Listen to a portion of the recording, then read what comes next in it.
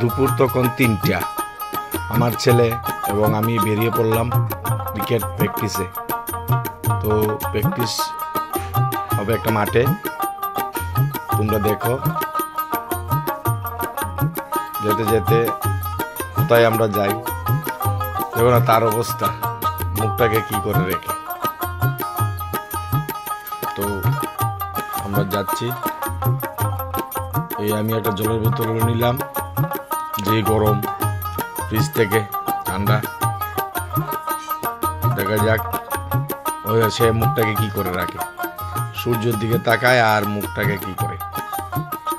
এই দেখো, তোমরা দেখো। আচ্ছা, তো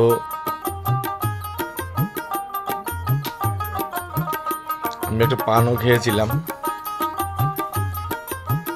তার ছবি। প্রথমত দৌড়াতে হয়, বললাম তুই প্রথমে মাঠটা অন্তত 10 বার ঘুর, 10 বার মাঠটা পাক দিতে